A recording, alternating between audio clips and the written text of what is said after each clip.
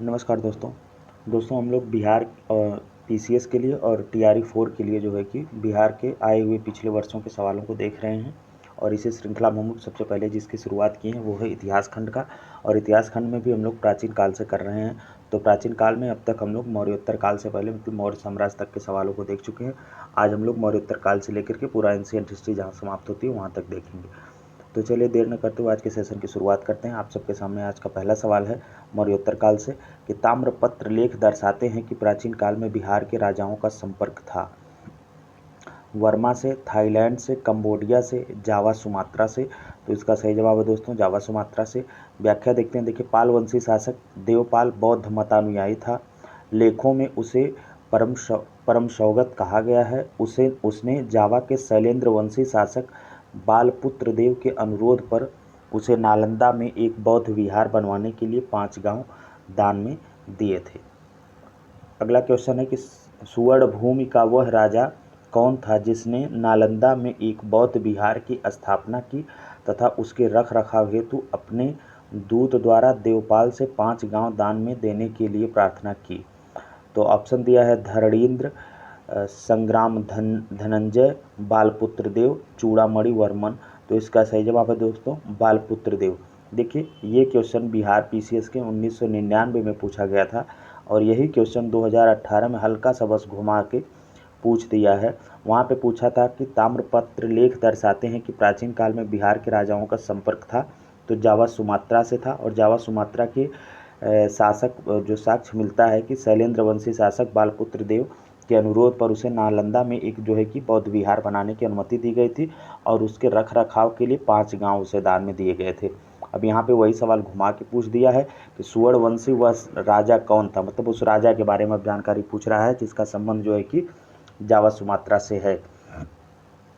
तो देखिए, सवाल वही होते हैं, बस थोड़ा सा हल्का सा घुमा के पूछा जाता है। तो व्याख्या पढ़ने का यही फायदा है प्रीवियस ईयर क्वेश्चन की।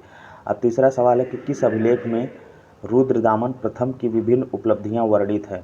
अब रुद्रदामन प्रथम की विभिन्न उपलब्धियों के बारे में पूछ रहा है कि किस अभिलेख में वह वर्णित है।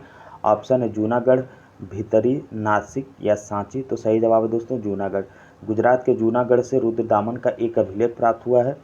यह जिस शिला पर उत्कीर्ण है उसी पर अशोक के 14 प्रज्ञापनों की एक प्रति तथा स्कंदगुप्त के 2 लेख भी खुदे हैं। यह विशुद्ध संस्कृत भाषा तथा ब्राह्मी लिपि में लिखा गया है। इसमें रुद्रदामन की विभिन्न उपलब्धियों पर सुंदर प्रकाश डाला गया है। चलिए, अब चौथा सवाल है मौर्योत्तर साम्राज्य से कि दूसरी शताब्दी के आसपास रचित संस्कृत के शिलालेख के अनुसार सुदर्शन झील एक कृत्रिम जलाशय की मरम्मत किसने की थी। तो सुदर्शन झील में दोस्तों जो है कि कई शासकों का योगदान था। इसको जब हम एंशिएंट हिस्ट्री का मैटर आपके सामने प्रस्तुत करेंगे, घटना चक्र पब्लिकेशन से ही प्रकाशित एक किताब है, तो वहाँ पे अलग से पूरा सुदर्शन झील के बारे में दिया है क्योंकि सुदर्शन झील से बहुत सवाल पूछे जाते हैं। तो देखिए, यहाँ जो सवाल पूछा गया वो पूछा गया है कि दूसरी शताब्दी के आसपास रचित संस्कृत के शिलालेख के अनुसार सुदर्शन झील एक कृत्रिम जलाशय की मरम्मत किसने की थी। ऑप्शन है हर्ष, कनिष्क, रुद्रदामन और चौथा है ऑप्शन के उपर्युक्त में से एक से अधिक और ई है कि उपर्युक्त में से कोई नहीं। तो इसका सही जवाब है दोस्तों रुद्रदामन। देखिए, रुद्रदामन प्रथम जो कि 130 से लेकर के 150 ईस्वी तक शासन करता है का जूनागढ़ अभिलेख गुजरात में गिरनार पहाड़ी से प्राप्त हुआ है। तो ये भी हम लोगों को याद रखना है कि गुजरात में रुद्रदामन का जो जूनागढ़ अभिलेख है वो कहाँ से प्राप्त होता है, वो गिरनार पहाड़ी जो कि गुजरात में है वहाँ से प्राप्त होता है। और इस लेख में जो है कि ब्राह्मी लिपि में उत्कीर्ण संस्कृत भाषा का एक अभिलेख अब तक प्राप्त संस्कृत अभिलेखों में से सर्वाधिक प्राचीन है और इस अभिलेख से जो है कि सुदर्शन झील के बांध के पुनर्निर्माण की सूचना प्राप्त होती है। क्वेश्चन नंबर 5 है कि इनमें से किसने सर्वप्रथम व्यापक पैमाने पर स्वर्ण मुद्रा का प्रचलन किया था। सोने की मुद्रा को चलाने वाला कौन था व्यापक पैमाने पर। ऑप्शन दिया है पुष्यमित्र शुंग, मेनांडर, विम कडफिसेस, गौतमी पुत्र सातकर्णी। उपर्युक्त में से कोई नहीं अथवा उपर्युक्त में से एक से अधिक। विकल्प नंबर ई है। तो देखिए, इसका सही जवाब है दोस्तों विम कडफिसेस। विम कडफिसेस जो कि कुषाण वंशी शासक था।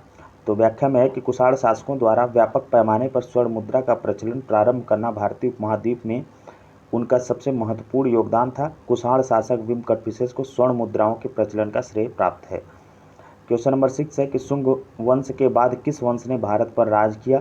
तो दोस्तों मौर्योत्तर काल में कई वंशों ने राज किया था, उनका हमको जो है कि क्रोनोलॉजी याद कर लेना चाहिए। क्योंकि वहाँ से कई बार सवाल ऐसे क्रोनोलॉजी वाला पूछ लेता है कि किस वंश के बाद किस वंश ने शासन किया था भारत में, मौर्योत्तर साम्राज्य में। तो यहाँ पे छोटे छोटे कई वंश थे, तो इनका हमको याद कर लेना था। तो यहाँ पे सवाल पूछा है कि शुंग वंश के बाद किस वंश ने भारत पर राज किया। ऑप्शन है सातवाहन, कुषाण और कण्व या गुप्त। क्वेश्चन मतलब ऑप्शन डी गुप्त। तो इसका सही जवाब है दोस्तों कण्व वंश। शुंग वंश का अंतिम राजा देवभूति अपने अमात्य वसुदेव के षड्यंत्रों द्वारा मार डाला गया, और वसुदेव ने जिस नवीन राजवंश की नींव डाली वह कण्व वंश या कण्वायन के नाम से जाना जाता है। शुंगों के समान यह भी जो है कि ब्राह्मण वंश ही था। आप देखिए दोस्तों, मौर्योत्तर काल से इतने ही सवाल बने थे, और जो कि जिनकी संख्या थी 6। अब हम लोग देखेंगे गुप्त काल और गुप्तोत्तर काल से संबंधित आए हुए सवाल। तो पहला सवाल है कि किस गुप्त शासक ने अपने बड़े भाई की हत्या कर सत्ता प्राप्त की थी। ऑप्शन है श्रीगुप्त, समुद्रगुप्त, चंद्रगुप्त द्वितीय और स्कंदगुप्त। तो दोस्तों इसका सही जवाब है चंद्रगुप्त द्वितीय। देखिए ये बहुत अभी नवीनतम सवाल है, 2022 में पूछा गया है री एग्जाम में, क्योंकि पहला पेपर आउट हो गया था, तो उसके जस्ट 1 या 1.5 महीने के बाद री एग्जाम हुआ था 2022 में, तो उसमें ये सवाल बना था। तो इसका सही जवाब है दोस्तों चंद्रगुप्त द्वितीय। व्याख्या देखिए, समुद्रगुप्त के पश्चात उसका बेटा रामगुप्त शासक बना, लेकिन शकों के आक्रमण का सक्षम विरोध न करने के कारण उसके भाई चंद्रगुप्त द्वितीय ने रामगुप्त की हत्या कर उसकी पत्नी ध्रुव देवी से विवाह कर लिया था तथा शकों के विरुद्ध जो है कि विजय प्राप्त की। क्वेश्चन नंबर 2 है कि प्राचीन भारत का नेपोलियन किसे कहा जाता है। चंद्रगुप्त मौर्य, पुष्यमित्र, कनिष्क, समुद्रगुप्त। तो इसका सही जवाब दोस्तों समुद्रगुप्त। देखिए वैसे नेपोलियन से पुराने समुद्रगुप्त थे, तो ये कहना थोड़ा सा अप्रासंगिक लगता है, या यूँ कहिए कि अच्छा नहीं लगता है, या उपनिवेशवादी सोच दर्शाता है कि प्राचीन भारत का नेपोलियन, बल्कि ये कहना चाहिए कि प्राचीन भारत का मतलब कि इंग्लैंड का वो समुद्रगुप्त किसे कह सकते हैं, या ब्रिटेन का समुद्रगुप्त, तो नेपोलियन होना चाहिए। लेकिन चलिए जो भी सवाल है तो हम लोग देखते हैं। तो इसका सही जवाब है दोस्तों समुद्रगुप्त। इतिहासकार विंसेंट स्मिथ ने अपनी रचना अर्ली हिस्ट्री ऑफ इंडिया में समुद्रगुप्त की वीरता एवं विजयों पर मुग्ध होकर उसे भारतीय नेपोलियन की संज्ञा दी है। समुद्रगुप्त की विजयों का वर्णन प्रयाग प्रशस्त में मिलता है। इसके लेखक कौन थे? हरिसेन थे।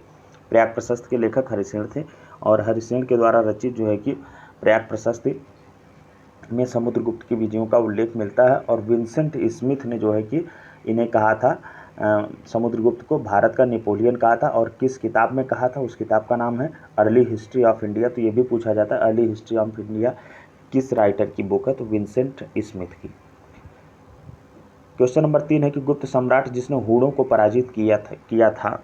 ऑप्शन है समुद्रगुप्त, चंद्रगुप्त द्वितीय, स्कंदगुप्त और रामगुप्त। तो सही जवाब है दोस्तों कि हूणों को पराजित करने वाला गुप्त सम्राट जो था वो था स्कंदगुप्त। देखिए हूणों का पहला आक्रमण गुप्त सम्राट स्कंदगुप्त के शासनकाल में 455 ईस्वी में हुआ, और स्कंदगुप्त के हाथों वे बुरी तरह परास्त हुए। यूएस राय के अनुसार इस हूण आक्रमण का नेता खुशनवाज था। यह आक्रमण एक धावा मात्र रहा और देश के ऊपर इसका कोई तात्कालिक प्रभाव नहीं पड़ा, किंतु परोक्ष रूप से इसने गुप्त साम्राज्य के पतन की गति को तेज कर दिया। स्कंदगुप्त की मृत्यु के बाद 5वीं शताब्दी के अंत तथा 6वीं शताब्दी के प्रारंभ में उत्तर पश्चिम के कई क्षेत्रों पर हूणों ने कब्जा कर लिया था। क्वेश्चन नंबर 4 है दोस्तों कि नालंदा विश्वविद्यालय का संस्थापक कौन था। ये क्वेश्चन इस बार भी रिपीट होने की संभावना है, क्योंकि नालंदा विश्वविद्यालय के जीर्णोद्धार की बात की गई है प्रधानमंत्री नरेंद्र मोदी के द्वारा। तो यहाँ से सिंपल सवाल यही बन सकता है कि नालंदा विश्वविद्यालय का संस्थापक कौन था। ऑप्शन है चंद्रगुप्त, विक्रमादित्य, कुमारगुप्त और धर्मपाल और पुष्यगुप्त। तो इसका सही जवाब दोस्तों कुमारगुप्त। वेनसांग के अनुसार नालंदा विश्वविद्यालय का संस्थापक शक्रादित्य था, जिसे बौद्ध धर्म के त्रिरत्नों के प्रति महती श्रद्धा के कारण इसकी स्थापना करवाई थी। और शक्रादित्य की पहचान ही जो है कि कुमारगुप्त प्रथम से की जाती है। कुमारगुप्त की प्रसिद्ध उपाधि जो है वो है महेंद्रादित्य। तो हमें यह भी याद रखना है कि कुमारगुप्त जो कि नालंदा विश्वविद्यालय के संस्थापक माने जाते हैं थे ही, और उनकी जो उपाधि क्या है? तो उनकी प्रमुख उपाधि है महेंद्रादित्य। अगला सवाल है कि नालंदा विश्वविद्यालय की स्थापना का युग है। अब देखिए युग से पूछ लिया, तो गुप्त काल में नालंदा विश्वविद्यालय की स्थापना हुई थी। तो इसका सही जवाब हो जाएगा ऑप्शन सी, क्योंकि ऑप्शन बनाया है मौर्य, कुषाण, गुप्त और पाल। व्याख्या देखते हैं दोस्तों। नालंदा एक विश्वविख्यात बौद्ध पीठ एवं विश्वविद्यालय था। यह दक्षिणी बिहार में राजगीर के निकट स्थित था। इसके ध्वंसावशेष बड़ा गांव ग्राम से दूर तक आज भी बिखरे पड़े हैं। 5वीं शताब्दी के मध्य गुप्तों के समय में नालंदा विश्वविद्यालय अस्तित्व में आया। सर्वप्रथम कुमारगुप्त प्रथम ने नालंदा बौद्ध विहार को दान दिया और बाद में बुद्धगुप्त तथागत गुप्त तथा बालादित्य नामक गुप्त शासकों ने भी इस विहार को दान दिए। क्वेश्चन नंबर 6 है कि नालंदा विश्वविद्यालय किस लिए विश्व प्रसिद्ध था। ऑप्शन है चिकित्सा विज्ञान, तर्कशास्त्र, और ऑप्शन सी है बौद्ध धर्म दर्शन, ऑप्शन डी है रसायन विज्ञान। तो इसका सही जवाब है दोस्तों बौद्ध धर्म दर्शन। यह बौद्ध दर्शन के अध्ययन के लिए विश्व प्रसिद्ध था। उसी के अध्ययन के लिए चीनी यात्री वेनसांग यहाँ आया था। नव नालंदा महाविहार किसके लिए विख्यात है। ये थोड़ा सा नवीनतम सवाल लग रहा है कि नालंदा विहार महाविहार तो हर कोई जानता है, नव नालंदा महाविहार यहाँ पे पूछा है। तो ऑप्शन दिया है कि वेनसांग स्मारक, महावीर का जन्म स्थान, पाली अनुसंधान संस्थान, संग्रहालय। तो इसका सही जवाब है दोस्तों पाली अनुसंधान संस्थान। देखिए नव नालंदा महाविहार बौद्ध अध्ययन का आधुनिक केंद्र है। 20 नवंबर 1951 को इसकी आधारशिला रखी गई थी। इस केंद्र में बौद्ध एवं पाली अनुसंधान संस्थान है। यहाँ बड़ी संख्या में श्रीलंका, जापान, कोरिया, तिब्बत, भूटान आदि देशों से पाली एवं बौद्ध अध्ययन पर अनुसंधान हेतु विद्यार्थी आते हैं। अब क्वेश्चन नंबर 8 है कि नालंदा विश्वविद्यालय के विनाश का कारण था। ए है मुसलमान, बी है कुषाण, सी है सीथियंस और डी है मुगल। तो इसका सही जवाब है दोस्तों मुसलमान, क्योंकि नालंदा विश्वविद्यालय जो है कि बख्तियार खिलजी के अधीन तुर्क मुस्लिम आक्रमणकारियों द्वारा नष्ट किया गया था। यह भारत में बौद्ध मत के पतन के लिए अंतिम प्रहार के रूप में देखा जाता है। क्वेश्चन नंबर 9 है कि नीचे दो वक्तव्य दिए गए हैं जिनमें से कथन ए और दूसरा कारण आर है, दोनों को ध्यानपूर्वक पढ़ें। कथन ए क्या है कि 12वीं शताब्दी के अंत तक नालंदा महाविहार का पतन हो गया। कारण बता रहा है कि महाविहार को राजकीय प्रसरण मिलना बंद हो गया। अब पूछा है कि उपर्युक्त दोनों वक्तव्यों के संदर्भ में निम्नलिखित में से कौन सही है। पहला विकल्प है कि दोनों मतलब एक कथन और कारण दोनों सही है और कारण जो है कि कथन की पुष्टि करता है या व्याख्या कर रहा है। दूसरा है विकल्प कि दोनों मतलब कि ए और आर सही है, मतलब कथन और कारण सही है परंतु कारण कथन की व्याख्या नहीं करता है। ऑप्शन सी है कि कथन सही है कारण गलत है और ऑप्शन डी है कि कथन गलत है और कारण सही है। तो इसका सही जवाब है दोस्तों ऑप्शन बी कि दोनों सही है लेकिन कारण कथन की पुष्टि नहीं कर रहा है। व्याख्या देखते हैं कि नालंदा में एक विख्यात बौद्ध पीठ एवं विश्वविद्यालय था। यह दक्षिणी बिहार में राजगीर, जो वर्तमान में राजगीर के नाम से जाना जाता है, के निकट स्थित था और 5वीं सदी के मध्य गुप्तों के समय में नालंदा स्थित विश्वविद्यालय अस्तित्व में आया था। तो नालंदा विश्वविद्यालय कब अस्तित्व में आया था? 5वीं शताब्दी के मध्य में। और 12वीं सदी के अंत तक मुस्लिम आक्रमण के फलस्वरूप इस महाविहार का पतन हो गया था। बंगाल के पाल शासकों द्वारा विक्रमशिला विश्वविद्यालय को संरक्षण देने के फलस्वरूप नालंदा का महत्व घटने लगा था। बंगाल के जो पाल वंशी शासक थे, बंगाल के पाल शासकों के द्वारा जो है कि विक्रमशिला विश्वविद्यालय को ज़्यादा संरक्षण देने लगा गया था, जिस वजह से जो है कि नालंदा का महत्व घटने लगा था। तो यहाँ पे कारण इस वजह से सही हो जाएगा। कारण दे रहा है कि महाविहार को राजकीय प्रश्रय मिलना बंद हो गया था। तो सच बात है कि नालंदा विश्वविद्यालय को एक समय के बाद राजकीय प्रश्रय मिलना बंद हो गया था और यह कथन है कि 12वीं शताब्दी के अंत तक नालंदा महाविहार का पतन हो गया। देखिए अब अगला सवाल है क्वेश्चन नंबर 10 कि निम्नलिखित कथनों पर विचार कीजिए। पहला है कि फायान एक चीनी तीर्थयात्री था जो हर्ष के शासनकाल के दौरान भारत आया था। ऑप्शन 2 है, मतलब स्टेटमेंट नंबर 2 है कि वेनसांग एक चीनी बौद्ध यात्री था, बौद्ध भिक्षु था जिन्होंने चंद्रगुप्त द्वितीय के शासनकाल के दौरान भारत का दौरा किया था। देखिए दोस्तों ये बिल्कुल स्टेटमेंट बदल दिया है, इनका इनसे जोड़ दिया, इनका इनसे जोड़, मतलब फायान भी चीनी यात्री था और वेनसांग भी चीनी बौद्ध भिक्षु था, लेकिन दोनों किसके किसके शासनकाल में आए थे हेर फेर कर दिया है और यहीं से सवाल बना दिया। अब देखते हैं ऑप्शन क्या दिया है कि केवल 1 और 2 सही है, केवल 1 सही है और सी है कि केवल 2 सही है, डी है कि उपर्युक्त में से कोई सही नहीं है। देखिए व्याख्या देखते हैं और वो भी 2023 के लेटेस्ट जो अभी हाल फिलहाल में परीक्षा हुई है उससे पूछा गया है 69th बीपीएससी में। व्याख्या देखते हैं कि फायान एक चीनी यात्री था और उसने चंद्रगुप्त द्वितीय के शासनकाल के दौरान भारत का दौरा किया था। देखिए पहला स्टेटमेंट यहाँ पे क्या बना दिया है कि फायान एक चीनी तीर्थ यात्री था जो हर्ष के शासनकाल के दौरान भारत का यात्रा किया था। तो फायान हर्ष के शासनकाल के दौरान नहीं बल्कि वह किसके समय भारत की यात्रा किया था? चंद्रगुप्त द्वितीय के शासनकाल के दौरान भारत का दौरा किया था और वहाँ के लोगों के जीवन का विस्तृत विवरण लिखा। उसने अपने विवरण में राजा के नाम का उल्लेख नहीं किया। चीनी यात्री वेनसांग ने सम्राट हर्ष के शासनकाल के दौरान भारत का दौरा किया था और चीनी यात्री वेनसांग जो है ये सम्राट हर्ष के जो है कि शासनकाल के दौरान भारत का यात्रा किया था। अब देखिए यहाँ पे स्टेटमेंट में यही बदल दिया है कि वेनसांग एक चीनी बौद्ध भिक्षु था जो चंद्रगुप्त द्वितीय के शासनकाल में जो है कि भारत का दौरा किया था। तो जबकि वह किसके समय में किया था, चीनी यात्री वेनसांग ये सम्राट हर्ष के शासनकाल में भारत का दौरा किया था और उन्होंने हर्ष द्वारा नालंदा में निर्मित कई मंजिलों वाले मठ की महिमा का वर्णन किया है। उन्होंने अपने विवरण में उल्लेख किया है कि हर्ष के काल में शूद्र कृषि करते थे और उन्होंने अपने वृत्तांत में इलाहाबाद, जिसे प्रयाग के नाम से जाना जाता है, में आयोजित सम्मेलन का भी उल्लेख किया है। इत्सिंग जो है कि 7वीं शताब्दी के चीनी बौद्ध तीर्थयात्री और अनुवादक था। उन्होंने 7वीं शताब्दी के दौरान भारत आए 60 चीनी तीर्थयात्रियों के जीवन को लिखा है। क्वेश्चन नंबर 11 कि प्रसिद्ध चीनी यात्री वेनसांग ने किसके शासनकाल में भारत की यात्रा की। देखिए वहाँ सिंपल सवाल बना दिया, 2017 में यही पूछा था। अगर यही सवाल कोई रिपीट करके गया रहता तो तब भी उस स्टेटमेंट को वो जो है कि करने की हैसियत रखता। यहाँ पे पूछा है कि चीनी यात्री फायान किसके शासनकाल में भारत की यात्रा किया था। चंद्रगुप्त प्रथम, चंद्रगुप्त द्वितीय, रामगुप्त और श्रीगुप्त। तो इसका सही जवाब है कि फायान ने चंद्रगुप्त द्वितीय के शासनकाल में भारत की यात्रा की थी। चीनी यात्री सुंग युन ने भारत की यात्रा की थी। ये अच्छा सवाल बनाया है क्योंकि उसका समय पूछ लिया है कि वो कब से कब भारत में यात्रा किया था सुंग युन। तो ऑप्शन है 515 से 520 और 525 से 529, 545 से 552 और डी है कि 592 से लेकर के 597 और ई वही कॉमन ऑप्शन कि उपयुक्त में से कोई नहीं अथवा उपयुक्त में से एक से अधिक। तो इसका सही जवाब है दोस्तों ऑप्शन ई। क्यों? क्योंकि चीनी यात्री सुंग युन ने 518 से 521 ईस्वी तक भारत की यात्रा की थी, जबकि 518 से 521 कोई भी विकल्प नहीं है। अगर हम देखेंगे तो ये 1 से 2 विकल्प में चला जाएगा। इसने अपनी 3 वर्षों की यात्रा में बौद्ध धर्म की प्रतियां जो है कि एकत्रित की थी। यह 3 वर्षों तक भारत में था और यह जो है कि बौद्ध धर्म की प्रतियां एकत्रित किया था। तो इसका हम लोगों को याद रखना है कि ये कब से कब तक भारत में था। चीनी यात्री सुंग युन यह 518 ईस्वी से लेकर के 521 ईस्वी तक भारत में था। ये क्वेश्चन रिपीट कभी भी कर सकता है क्योंकि ये 2 बार पूछा गया, 16th बीपीएससी एंड 62, मतलब 60वीं और 62वीं बीपीएससी में पूछा गया है। 60वीं से 62वीं ये 2016 में ही हुई थी, तो उसमें पूछा गया है।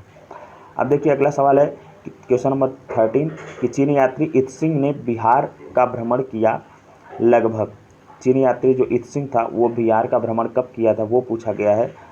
तो ऑप्शन है 405 ईस्वी और ऑप्शन बी है 635 ईस्वी और ऑप्शन सी है 637 ईस्वी और ऑप्शन डी है उपरयुक्त में से कोई नहीं। ये 1995 में पूछा गया, लेकिन ये सवाल बन सकता है क्योंकि ये ट्रेंड रहा है। देखिए अब तक हम लोग इतने सवाल कर रहे हैं गुप्त काल में, तो वहाँ पे जितने गुप्त काल में चीनी यात्रियों ने यात्रा किया है भारत में बौद्ध धर्म की शिक्षा लेने के लिए या बौद्ध धर्म के बारे में जानकारी एकत्रित करने के लिए, तो उनसे सवाल देखिए कितना रुचिपूर्ण ये इन्होंने बनाया है। तो जब हम मैटर पढ़ें या इस इतिहास का अध्ययन करें तो हमें ये चीज़ याद रखना और एक एग्ज़ाम के पॉइंट ऑफ व्यू से अपना शॉर्ट नोट बना लें कि जो भी चीनी यात्री, चाहे वो फायान हो, चाहे वेनसांग हो, चाहे सुंग युन हो, ये कब से कब भारत की यात्रा किए थे और उसके बाद किस शासक के शासनकाल में इन्होंने भारत में जो है कि यात्रा की थी। इतना हमें याद जरूर रखना है। और अगर उन्होंने कुछ विशेष बात या कोई किताब लिखी हो तो वो किताब भी हम जो है कि अपने नोट में पॉइंट आउट करें। तो इसका जो सही जवाब है कि चीनी यात्री इत्सिंग ने बिहार का भ्रमण किया लगभग 405 ईस्वी में, 435 ईस्वी में और 635 ईस्वी में और ऑप्शन सी है कि 637 ईस्वी में और उपरयुक्त में से कोई नहीं। तो दोस्तों इसका सही जवाब है दोस्तों ऑप्शन डी, उपरयुक्त में से कोई नहीं। चलिए इसकी व्याख्या देखते हैं।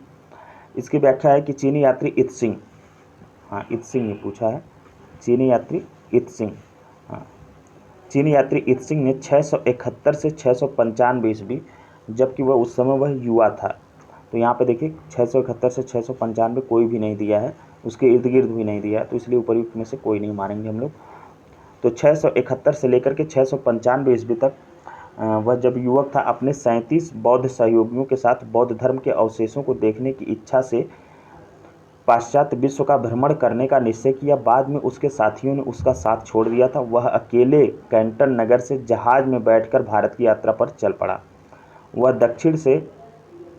दक्षिण के समुद्री मार्ग से होकर भारत आया और सुमात्रा होते हुए चीन वापस लौट गया। तो ये भी पूछा जाता है दोस्तों कि जो इत्सिंग था वह भारत की यात्रा करके डायरेक्ट चीन चला जाता है, तो ऐसा नहीं है। वह भारत के बाद वह कहाँ जाता है, वह सुमात्रा होते हुए जो है कि चीन वापस जाता है। एक एग्जाम में ये भी सवाल पूछा गया था कि क्या चीनी यात्री जो इत्सिंग था वह भारत से बौद्ध यात्रा मतलब बौद्ध धर्म के बारे में ज्ञान ग्रहण करके या जानकारी ग्रहण करके वह सीधे चीन चला जाता है, तो ऐसा नहीं है कि वह पहले सुमात्रा होते हुए चीन जाता है। तो ये भी तथ्य हम लोगों को याद रखना है। अब क्वेश्चन नंबर 14 है कि नगरों का क्रमिक पतन किस काल की महत्वपूर्ण विशेषता थी। नगरों का क्रमिक पतन किस काल की महत्वपूर्ण विशेषता थी, तो मतलब किस काल में जो है कि नगरों का क्रमिक रूप से पतन हुआ। ऑप्शन है गुप्त काल, प्रतिहार युग, राष्ट्रकूट युग और ऑप्शन डी है सातवाहन युग। तो इसका सही जवाब है दोस्तों गुप्त काल। चलिए व्याख्या देखते हैं। गुप्त काल में नगर क्रमिक पतन की ओर अग्रसर हुए। संपूर्ण गंगा घाटी में जो शहर पहले अत्यंत समृद्ध अवस्था में थे उनमें से अधिकांश को गुप्त युग में या तो त्याग दिया गया या वहाँ के आवासन में पर्याप्त विघटन हुआ, मतलब वहाँ के लोग जो है कि जाके बसना बंद कर दिए। और पाटलिपुत्र जैसा महत्वपूर्ण नगर वेनसांग के आगमन तक गांव बन गया। मथुरा जैसा महत्वपूर्ण नगर एवं कुम्हरार, सोनपुर और सोहगौरा और उत्तर प्रदेश में गंगा घाटी के अनेक महत्वपूर्ण केंद्र जो है कि ह्रास के ही प्रमाण प्रस्तुत करते हैं। तो ये हम लोगों को याद रखना है कि किस शासनकाल के दौरान जो है कि भारत में जो नगर थे उनमें जो है कि उनका महत्व घटने लगा था। तो ये गुप्त काल में अब किस वजह से था, जब वो डिस्क्रिप्टिव अध्ययन हम लोग करेंगे तब वहाँ हम लोगों को पता चलेगा। अभी के लिए फिलहाल इतना हम लोग याद रखें। देखिए अब क्वेश्चन नंबर 15 है कि निम्नलिखित में से कौन सा बंदरगाह गुप्त काल में उत्तर भारतीय व्यापार के लिए उपयोग किया जाता था।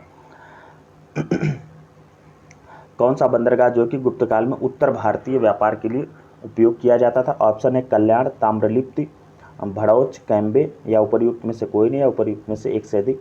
तो इसका सही जवाब है दोस्तों उपर्युक्त में से कोई नहीं अथवा एक से अधिक, ऑप्शन ही। देखते हैं व्याख्या। गुप्त काल में बंगाल में ताम्रलिप्ति एक प्रमुख बंदरगाह था। गुप्त काल के समय जो है कि ताम्रलिप्ति जो कि बंगाल में है वो एक प्रमुख बंदरगाह था, लेकिन वो अगर देखेंगे हम तो वो पूरब में पड़ जा रहा है। ये पूछ रहा है कि उत्तर भारतीय व्यापार के लिए, जहाँ से उत्तर भारत के साथ दक्षिण पूर्व एशिया, चीन, लंका, जावा, सुमात्रा आदि देशों के साथ व्यापार होता था। और पश्चिमी भारत का जो प्रमुख बंदरगाह था जिसे उस समय भृगुकक्ष या भड़ौच था, जहाँ से पश्चिमी देशों के साथ समुद्री व्यापार होता था। इसके अलावा कल्याण तथा कैम्बे से भी उत्तर भारतीय व्यापार होता था। तो इसमें जितने भी बंदरगाहों के नाम दिए हैं, चाहे वो कल्याण हो, चाहे ताम्रलिप्ति हो, चाहे भड़ौच हो, चाहे कैम्बे हो, इन सभी बंदरगाहों से जो है कि गुप्त काल में उत्तर भारतीय व्यापार होता था। तो इनमें से एक से अधिक हो जाएगा। अब अगला सवाल है दोस्तों क्वेश्चन नंबर 16 कि इनमें से कौन गुप्त काल में औषधि के क्षेत्र में अपने कार्य के लिए जाने जाते हैं। ऑप्शन है सुश्रुत और बी है सौमिल्य, सी है शूद्रक और डी है शौनक। तो गुप्तकालीन जो है कि प्रमुख वैद्यों के नाम पूछा है कि कौन से वैद्य थे जो औषधि के क्षेत्र में अपने कार्य के लिए जाने जाते हैं। तो इन उपर्युक्त में से कोई नहीं अथवा एक से अधिक। तो व्याख्या देखते हैं। देखिए उपर्युक्त प्रश्न की व्याख्या देखें। ज्ञातव्य है कि बिहार लोक सेवा आयोग ने अपने अंतिम उत्तर पत्रक में इस प्रश्न का उत्तर ए माना है। तो अब देखते हैं।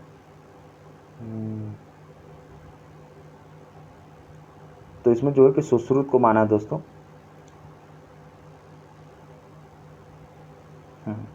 चलिए इसके बारे में हम और देखेंगे, फिर आपको किसी वीडियो में बताएंगे, या जब हम वो मैटर का अध्ययन करेंगे प्राचीन इतिहास का, तो वहाँ पे हम जो है कि गुप्त काल में जो औषधि के बारे में जानकार लोग थे, मतलब कि वो लोग थे, उनके बारे में जो है कि हम बताएंगे, वैद्य लोग जो थे।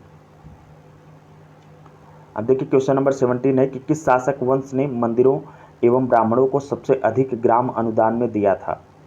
पूछ रहा है कि किस शासक वंश ने मंदिरों एवं ब्राह्मणों को सबसे अधिक ग्राम अनुदान में दिया था। ऑप्शन है गुप्त वंश और बी है पाल वंश, सी है राष्ट्रकूट वंश और डी है प्रतिहार वंश। तो इसका सही जवाब है दोस्तों गुप्त वंश। गुप्त वंश के शासकों ने मंदिरों एवं ब्राह्मणों को सबसे अधिक ग्राम अनुदान में दिए थे। गुप्त लेखों में जिन भूमि अनुदानों का उल्लेख किया गया है उससे यह स्पष्ट है कि भूमिदान के साथ साथ गांव की भूमि से उत्पन्न होने वाले आय भी ग्रहीता को सौंप दी जाती थी। क्वेश्चन नंबर 18 है कि गुप्त युग में भूमि राजस्व की दर क्या थी। ऑप्शन है उपज का चौथा भाग, उपज का छठा भाग और उपज का आठवां भाग, उपज का आधा भाग। तो इसका सही जवाब है दोस्तों उपज का छठा भाग, मतलब 1/6। देखिए, गुप्त काल में जो लोग राजकीय भूमि पर कृषि करते थे उन्हें अपनी उपज का 1/6 भाग राजा को कर के रूप में देना पड़ता था, जो षष्ठांश होता था। गुप्त अभिलेखों में भूमि कर को भाग अथवा उडग कहा गया है। गुप्त कर में जो है कि गुप्त काल में गुप्त अभिलेखों में जो भूमि कर दिया जाता था उसके लिए जो शब्द स्पेशली प्रयोग हुआ है उसका नाम है भाग या उडग। क्वेश्चन नंबर 19 है कि किस प्रकार की भूमि को अपरहत कहा जाता था। ऑप्शन बनाया है कि बिना जोती हुई जंगली भूमि को, और सिंचित भूमि को, घने जंगल वाली भूमि को, जोती हुई भूमि को। तो इसका सही जवाब है दोस्तों बिना जोती हुई जंगली भूमि को। बिना जोती हुई भूमि मतलब वह भूमि जिस पर खेती न की गई हो को अपरहत भूमि कहा जाता था। यह गुप्तकालीन राजस्व व्यवस्था का एक पद है, मतलब एक टर्म है। अब देखिए क्वेश्चन नंबर 20 है कि गुप्त काल में शीशे के सिक्कों की एक बड़ी संख्या जारी की गई। ऑप्शन है सातवाहनों द्वारा, शकों द्वारा, कुषाणों द्वारा, मौर्यों द्वारा। तो इसका सही जवाब है दोस्तों सातवाहनों के द्वारा। गुप्त काल में जो कि सातवाहनों के द्वारा बड़ी संख्या में जो है कि शीशे के सिक्के जारी किए गए थे। व्याख्या देखते हैं कि पूर्व गुप्त काल में शीशे के सिक्कों की एक बड़ी संख्या सातवाहन शासकों के द्वारा जारी की गई थी। ध्यातव्य है कि सातवाहन राजवंश की स्थापना सिमुक ने की थी। इनकी वास्तविक राजधानी प्रतिष्ठान या पैठन में अवस्थित थी। पुराणों में इस राजवंश को आंध्रवृत्त या आंध्र जातीय कहा गया है। क्वेश्चन नंबर 21 है कि इनमें से किसने सर्वप्रथम व्यापक पैमाने पर स्वर्ण मुद्रा प्रचलन किया। स्वर्ण मुद्रा का प्रचलन व्यापक पैमाने पर किसने किया था। ऑप्शन है पुष्यमित्र शुंग, मिनांडर, विमकटपिशस, गौतमीपुत्र सातकर्णी। ये सवाल दोस्तों एक बार और बन चुका है, तो वहाँ पे भी हमने ऑप्शन जो है कि विमकटपिशस चूज किया था। ये कुषाण वंशी शासक था। देखिए, कुषाण शासकों द्वारा व्यापक पैमाने पर स्वर्ण मुद्रा का प्रचलन प्रारंभ करना भारतीय उपमहाद्वीप में उनका सबसे महत्वपूर्ण योगदान था। कुषाण शासक विमकटपिशस को स्वर्ण मुद्राओं के व्यापक पैमाने पर प्रचलन का श्रेय प्राप्त है। क्वेश्चन नंबर 22 है कि प्रसिद्ध इलाहाबाद प्रशस्ति के लेखक कौन थे। तो इसका सही जवाब है दोस्तों हरिसेन थे।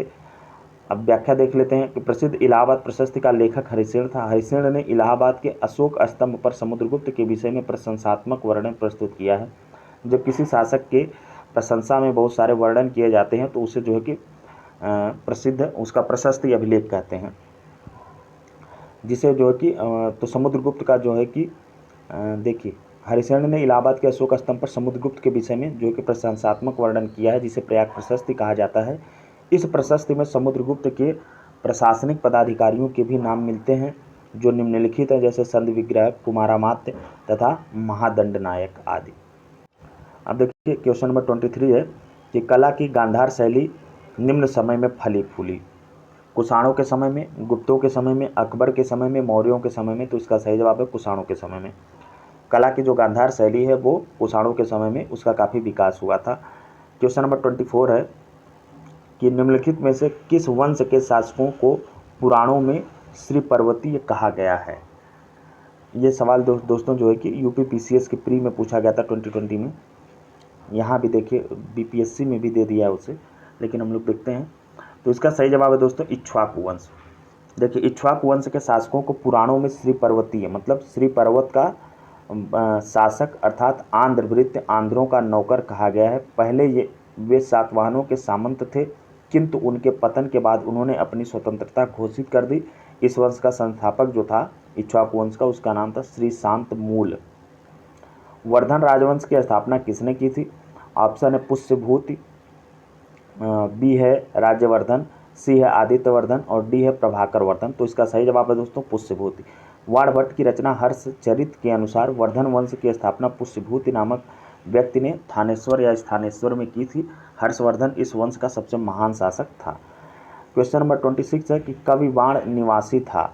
कविबाण जो थे वो कहाँ के निवासी थे। ऑप्शन है कि पाटलिपुत्र का, थानेश्वर का, भोजपुर का, उपर्युक्त में से कोई नहीं। तो दोस्तों इसका सही जवाब है उपर्युक्त में से कोई नहीं, क्योंकि बाणभट्ट का जो जन्म है वो बिहार में सोन नदी के किनारे अवस्थित प्रीतिकूटा नामक गांव में हुआ था और इनके पिता का नाम चित्रभानु तथा माता का नाम राजदेवी था।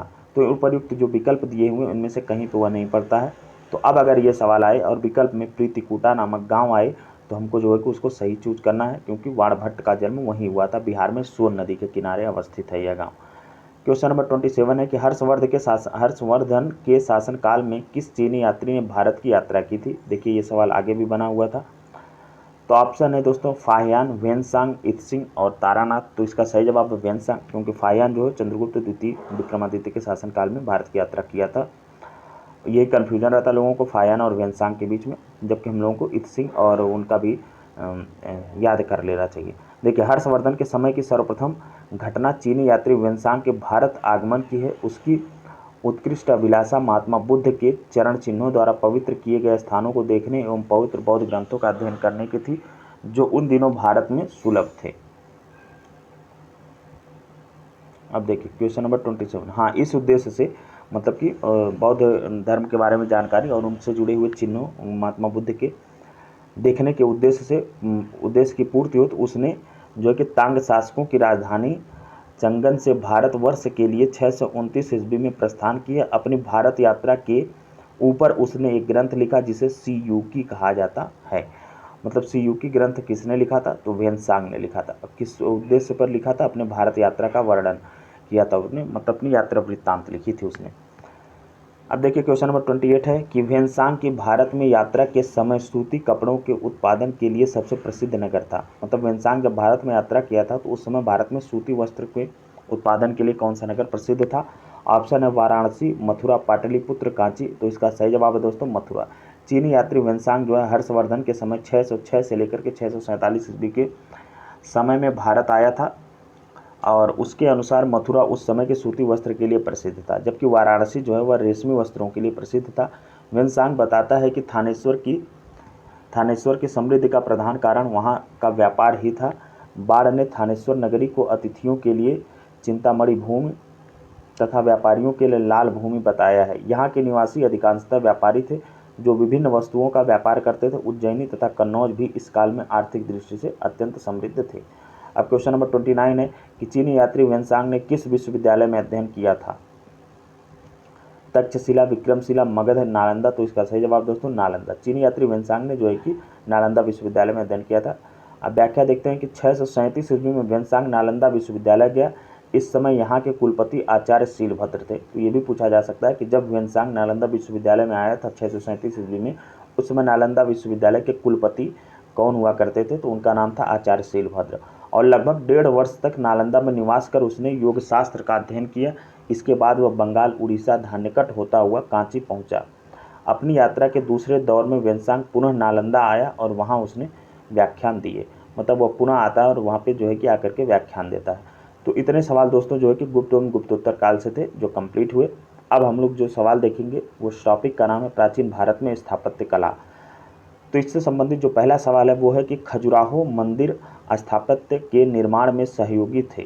खजुराहो मंदिर का जो स्थापत्य है उसके निर्माण में कौन शासक सहयोगी थे, तो कौन सा शासन वंश जो है कि सहयोगी था। तो उसमें पहला ऑप्शन है चंदेल, गुर्जर प्रतिहार, चाहमान, परमार। तो इसका सही जवाब है दोस्तों चंदेल। देखिए मध्य प्रदेश के छतरपुर जिले में स्थित खजुराहो में चंदेल राजाओं द्वारा निर्मित मंदिर आज भी चंदेल स्थापत्य की उत्कृष्टता का बखान कर रहे हैं। इन मंदिरों का निर्माण मुख्यतः 10वीं से 12वीं शताब्दी के मध्य 950 से लेकर के 1050 ईस्वी चंदेलों का मुख्य काल, लेकिन पूर्ववर्ती एवं परवर्ती काल में भी निर्माण हुए के बीच कराया गया था। यहाँ के मंदिरों में कंदरिया महादेव मंदिर जो है कि सर्वप्रमुख है। तो ये जो सवाल है कि खजुराहो का मंदिर चंदेल शासकों के समय बना था, और इस मंदिर में जो है कि कंदरिया महादेव का मंदिर जो है वो प्रमुख है। अगला सवाल है क्वेश्चन नंबर 2 कि बुद्ध की प्राचीनतम प्रतिमा किस शैली में प्राप्त हुई है। गांधार शैली में, मथुरा शैली में, मौर्य शैली में, गुप्त शैली में, उपर्युक्त में से कोई नहीं अथवा एक से अधिक। तो इसका सही जवाब दोस्तों ई है। देखते हैं व्याख्या कि कुषाण काल में ही गांधार एवं मथुरा कला शैली के तहत बुद्ध एवं बोधिसत्व की बहुसंख्यक मूर्तियां बैठी एवं खड़ी स्थिति में जो है कि निर्माण हुआ था। तो इस तरह से हम लोग देखेंगे कि गांधार और मथुरा कला शैली दोनों में जो है कि कुषाण काल में महात्मा बुद्ध एवं बोधिसत्वों की बहुसंख्यक मूर्तियां दोनों ही रूप में मतलब बैठी हुई और खड़ी का निर्माण हुआ था। और वीएस अग्रवाल के मतानुसार सर्वप्रथम मथुरा में ही बुद्ध मूर्तियों का निर्माण किया गया, जहां इनके लिए पर्याप्त आधार था। वेदसांग के विवरण के अनुसार बुद्ध की प्रथम प्रतिमा कौशाम्बी में बनी थी, परंतु अनेक विद्वान महात्मा बुद्ध की प्रथम प्रतिमा के निर्माण का श्रेय गांधार कला को देते हैं। अतः निश्चित तौर पर यह नहीं कहा जा सकता कि बुद्ध की प्रथम प्रतिमा किस शैली में बनी। तो मतलब ये विवादास्पद है कि मथुरा कला शैली में इनकी पहली प्रतिमा बनी थी या गांधार में। तो ये सवाल, इस तरह के सवाल अगर आएंगे तो ऑप्शन ई ही इन्हें संभाल पाएगा, अदरवाइज या गांधार या मथुरा में से कोई एक ही विकल्प डालना होगा। अब देखिए अगला सवाल है कि कला की गांधार शैली निम्न समय में फली फूली। तो इसका सही जवाब है दोस्तों कुषाणों के समय में। कुषाणों के समय में जो है कि गांधार की कला शैली फली फूली। क्वेश्चन नंबर 4 है कि झांसी के पास देवगढ़ का मंदिर और इलाहाबाद के पास गढ़वा मंदिर में बनी मूर्तियां किस काल के महत्वपूर्ण अवशेष हैं। मौर्य काल, मौर्य कला, किस कला के जो है कि पूछ रहा है कि महत्वपूर्ण अवशेष हैं। तो इसमें दिया है कि मौर्य कला, गुप्त कला, राष्ट्रकूट कला, उपयुक्त में से कोई नहीं या एक से अधिक। तो इसका सही जवाब है दोस्तों गुप्त कला। देवगढ़ का जो दशावतार मंदिर है जो वर्तमान में उत्तर प्रदेश के ललितपुर जिले में स्थित है और यह गुप्तकालीन मंदिर है। वहीं इलाहाबाद प्रयागराज में गढ़वा किले में निर्मित गढ़वा मंदिर भी है जो कि गुप्तकालीन मंदिर है। अब क्वेश्चन नंबर 5 है कि बोधिसत्व पद्मपाणि की पेंटिंग स्थित है बादामी में, बाग में, एलोरा में, अजंता में। तो इसका सही जवाब दोस्तों अजंता में। देखिए ये क्वेश्चन नंबर 2023 में पूछा गया है। ये क्वेश्चन मतलब 2023 के 69th बीपीएससी में पूछा गया। तो ये सवाल आने का संभावना है, या इसको थोड़ा सा घुमा के ही पूछ सकता है। यहाँ पे पूछा है कि बोधिसत्व पद्मपाणि की पेंटिंग स्थित है बादामी में, बाग में, एलोरा में, अजंता में।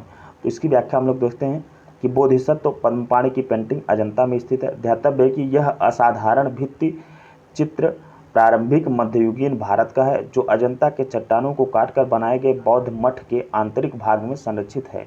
यह राजसी और दैवी स्थित दोनों के संकेत के रूप में पहने जाने वाले विस्तृत मुकुटों का सबसे पहला दृश्य प्रमाण प्रदान करता है। क्वेश्चन नंबर 6 है कि निम्नलिखित अभिलेखों में से किसमें विधवा दहन का उदाहरण उल्लिखित है। ऑप्शन है कि समुद्रगुप्त का एरण पाषाण अभिलेख, बुद्धगुप्त का एरण स्तंभ अभिलेख, भानुगुप्त का एरण स्तंभ अभिलेख, तोरमाड़ का एरण वराह अभिलेख, और ऑप्शन ई वही ऊपर से कोई नहीं अथवा एक से अधिक। तो इसका सही जवाब है दोस्तों ऑप्शन सी भानुगुप्त का एरण स्तंभ अभिलेख। देखिए भानुगुप्त के एरण स्तंभ अभिलेख से जो है कि विधवा दहन अर्थात सती का उदाहरण मिलता है। इस अभिलेख में किसी भोजराज नामक सेनापति की मृत्यु पर उसकी पत्नी के सती होने का उल्लेख है। यह अभिलेख 510 ईस्वी का है। एरण मध्य प्रदेश के सागर जिले में जो है कि विदिशा के निकट बेतवा नदी के किनारे स्थित है। तो जो पहला विधवा दहन का जो साक्ष्य मिलता है दोस्तों वो किस अभिलेख से मिलता है। काफ़ी अच्छा सवाल है, रिपीट किया जा सकता है। वो भी बिहार के CDPO वाले एग्जाम में पूछा गया है, बीपीएससी में नहीं पूछा गया। बीपीएससी का आई है लेकिन जो अधिकारियों के लिए एग्ज़ाम होता है जैसे SDM वगैरह के लिए उसमें नहीं पूछा गया है।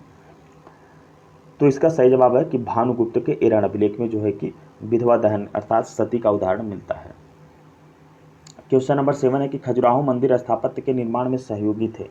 खजुराहो मंदिर, वही क्वेश्चन रिपीट किया दोस्तों चंदेल। तो इसको हम लोग व्याख्या नहीं पढ़ेंगे। देखिए क्वेश्चन नंबर 8 है कि बराबुदुर विश्व में सबसे अद्भुत स्तूप है और उसकी मूर्ति और मूर्तिकला किसका शानदार उदाहरण है। बराबुदुर विश्व में सबसे अद्भुत स्तूप है, इसकी मूर्ति और मूर्तिकला किसका शानदार उदाहरण है। ऑप्शन दिया है भारत तिब्बत कला, भारत कंबोडिया कला, भारत चंपा कला, भारत जावा कला। तो इसका सही जवाब दोस्तों भारत जावा कला। व्याख्या देखते हैं। देखिए मध्य प्रदेश के छतरपुर जिले में स्थित क्वेश्चन नंबर 8, हाँ ये पेज फिर से हो गया है, देखते हैं। देखिए बहादुरपुर या बोरोबुदुर स्तूप जो है कि इंडोनेशिया के जावा द्वीप में स्थित है और इसकी मूर्ति और मूर्तिकला भारत जावा कला का उदाहरण है। और इस स्तूप का निर्माण जो है वह 8वीं से लेकर के 9वीं शताब्दी के मध्य में हुआ है। अगला सवाल है दोस्तों क्वेश्चन नंबर 9 कि चीनी स्रोत के अनुसार श्रीलंका के शासक मेघवर्मन ने गया में बौद्ध मंदिर बनाने की अनुमति के लिए निम्नलिखित में से किस गुप्त राजा के पास एक मिशनरी भेजा था। चीनी सोर्स के अनुसार श्रीलंका के शासक मेघवर्मन ने गया में बौद्ध मंदिर बनाने की अनुमति के लिए निम्नलिखित में से किस गुप्त राजा के पास एक मिशनरी भेजा था। ऑप्शन दिया है चंद्रगुप्त द्वितीय, चंद्रगुप्त प्रथम, समुद्रगुप्त, इनमें से कोई नहीं। तो इसका सही जवाब है दोस्तों समुद्रगुप्त। देखिए मेघवर्मन ने गया में एक बौद्ध मंदिर बनाने की अनुमति के लिए समुद्रगुप्त के पास एक मिशनरी भेजा था। समुद्रगुप्त ने सीलोन के बौद्ध राजा मेघवर्मन को बोधगया में एक मठ बनाने की अनुमति भी दे दी थी। तो इस तरह से दोस्तों जो है कि प्राचीन भारत में स्थापत्य कला से सवाल संबंधित जो थे वो कंप्लीट हुए। अब जो सवाल है वो उस टॉपिक का नाम है दक्षिण भारत, मतलब दक्षिण भारत में चोल, चालुक्य, पल्लव एवं संगम युग जिसे कहा जाता है, उससे संबंधित सवाल। देखिए, चोल वंश का संस्थापक कौन था? विजयालय, करिकाल, आदित्य प्रथम, राजा राज प्रथम। तो इसका सही जवाब दोस्तों विजयालय। चोल साम्राज्य की स्थापना विजयालय ने किया था, जो प्रारंभ में पल्लवों का एक सामंती सरदार था।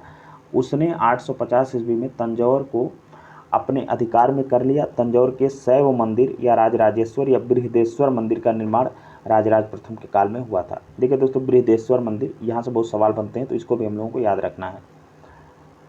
देखिए, चोल काल किसके लिए प्रसिद्ध था? ग्राम पंचायत, राष्ट्रकूट राजवंश के साथ युद्ध, श्रीलंका के साथ व्यापार, तमिल संस्कृति की उन्नति। तो इसका सही जवाब दोस्तों ऑप्शन ए, ग्राम पंचायत। देखिए, व्याख्या हम लोग देखते हैं। देखिए, चोल शासन की सबसे उल्लेखनीय विशेषता जो थी वो थी स्वायत्त शासी ग्रामीण संस्थाओं के संचालन में परिलक्षित होती है। ग्राम पंचायत चोल काल में जो है कि प्रसिद्ध था और उत्तमरेरू से प्राप्त अभिलेख से ग्राम सभा के कार्यों आदि का विस्तृत विवरण जो है कि प्राप्त होता है। क्वेश्चन नंबर 3 है कि कौन सा मध्यकालीन भारतीय साम्राज्य व्यापक स्तर पर स्थानीय सुशासन के लिए प्रसिद्ध था? वही सवाल घुमा के पूछ दिया है, तो चोल के समय। कैलाशनाथ मंदिर किस वंश ने और किस राज्य में बनाया था? चोल आंध्र, चोल तमिलनाडु, पल्लव तमिलनाडु, पल्लव आंध्र। तो इसका सही जवाब दोस्तों पल्लव तमिलनाडु। कैलाशनाथ मंदिर कांचीपुरी में है, जो कांचीपुरी के तमिलनाडु में स्थित है, तमिलनाडु के कांचीपुरी में स्थित है, और इस मंदिर का निर्माण पल्लव वंश के शासकों के द्वारा कराया गया था। कैलाशनाथ मंदिर पल्लव वंश के शासकों के द्वारा, इतना हमको याद रखना है। क्वेश्चन नंबर 5 है, सीडीपीओ में देखिए पूछा है 2009 में, निम्नलिखित में से कौन सा मंदिर कांचीपुरम में स्थित है? वही सवाल देखिए ऊपर वाला हल्का से घुमा के पूछ लिया है। श्री वेंकटेश्वर स्वामी वारी मंदिर, श्री पद्मनाभ स्वामी मंदिर, अरुलमिगु रामनाथ स्वामी मंदिर और एकाम्बरेश्वरार मंदिर। तो इसका सही जवाब दोस्तों एकाम्बरेश्वरार मंदिर। देखिए, एकाम्बरेश्वरार मंदिर कांचीपुरम में स्थित है।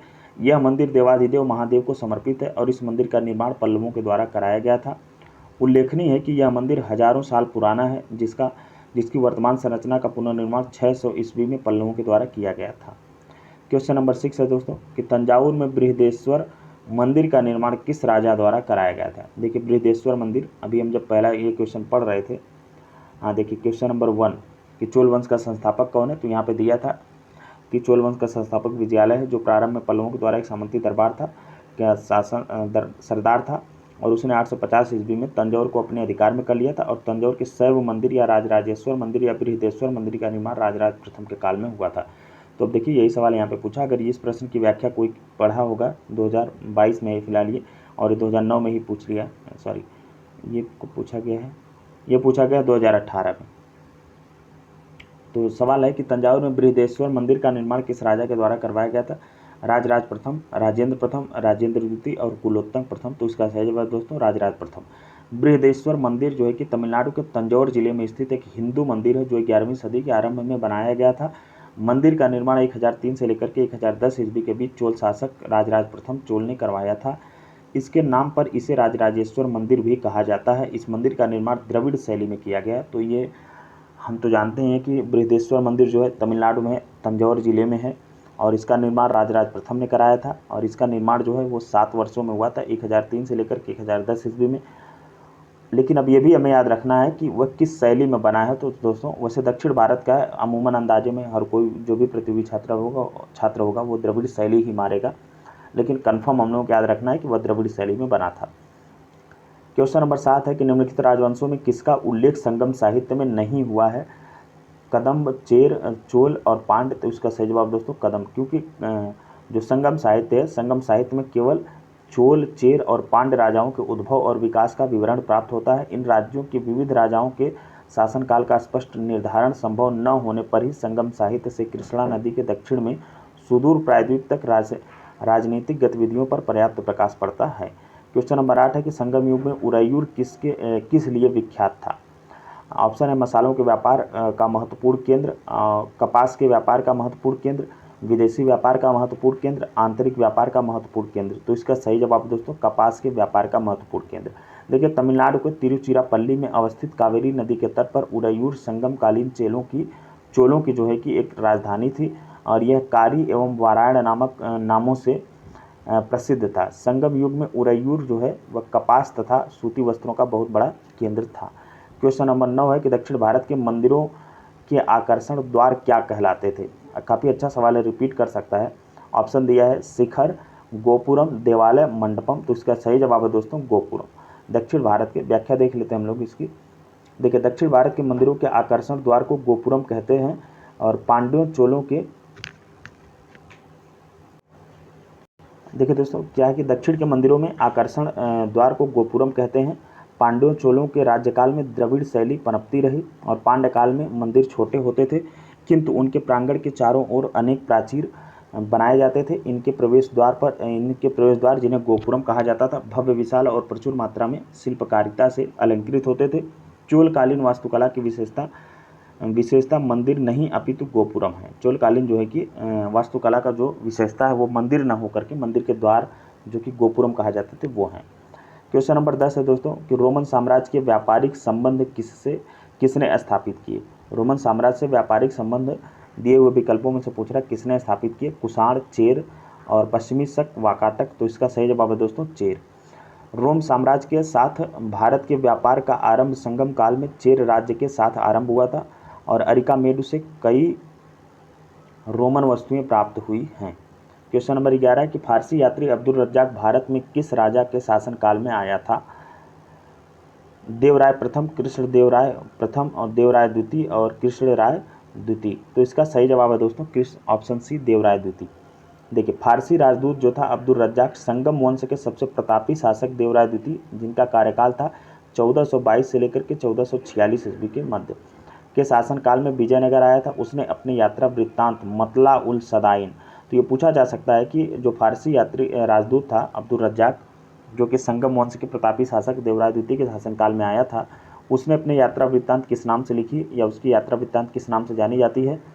तो मतला उल सदाइन या मजल उल बहरीन, ये जो है कि उसके यात्रा वृत्तांत का नाम है।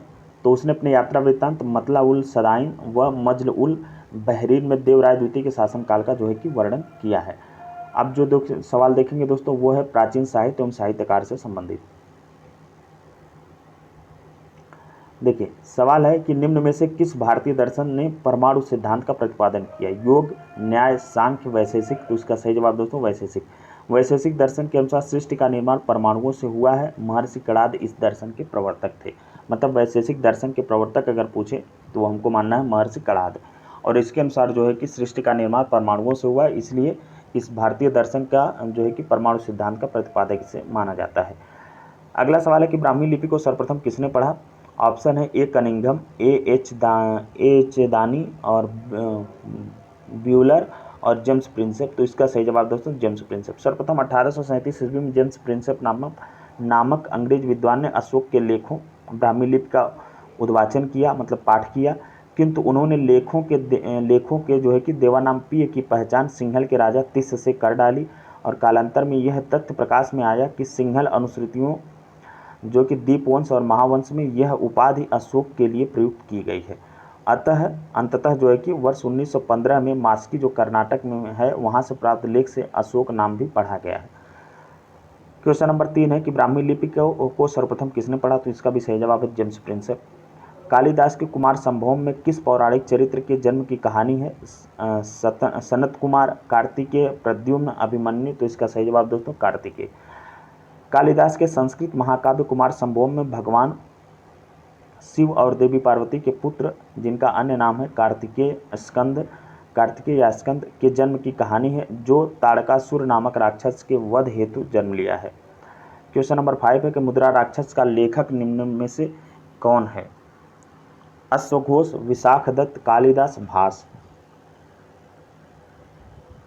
तो इसका सही जवाब दोस्तों विशाखदत्त। देखिए, मुद्रा राक्षस की रचना जो है कि विशाखदत्त ने की थी। इस ग्रंथ से मौर्य इतिहास मुख्यतः चंद्रगुप्त मौर्य के जीवन पर प्रकाश पड़ता है। थोड़ा धुंधला हो गया दोस्तों, लेकिन हम पढ़ दे रहे हैं, आप सुनिए। मेगास्थनीज की पुस्तक का नाम क्या है।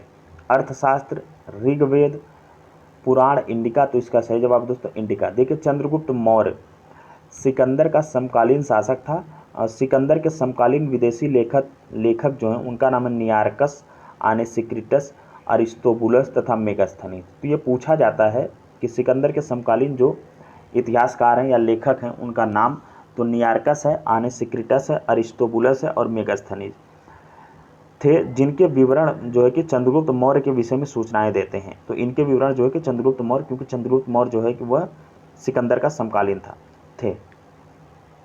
विदेशी लेखकों में मेगास्थनीज का नाम सर्वाधिक महत्वपूर्ण, जिनकी पुस्तक का नाम है इंडिका, मौर्य इतिहास का प्रमुख स्रोत है ये बुक।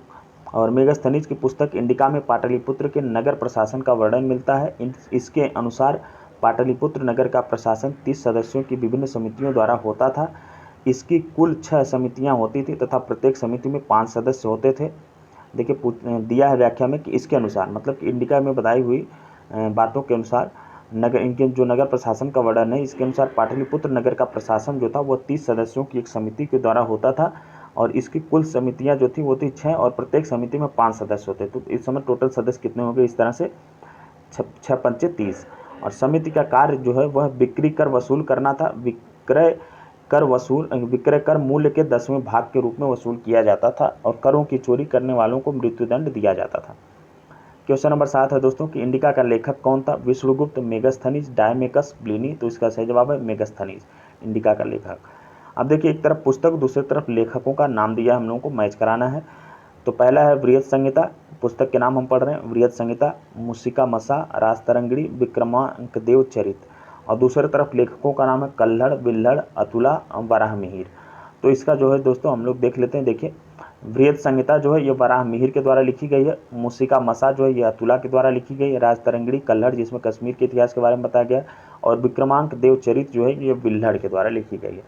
तो इस तरह से इसका जब ऑप्शन हम लोग मैच कराएंगे तो ऑप्शन डी जो है कि सही हो जाएगा। अब क्वेश्चन नंबर 9 है दोस्तों, एक तरफ लेखक दिया है, दूसरी तरफ पुस्तकों का मिलान कराने को दिया है। कौटिल्य और पाणिनि, कामंदक, कालिदास।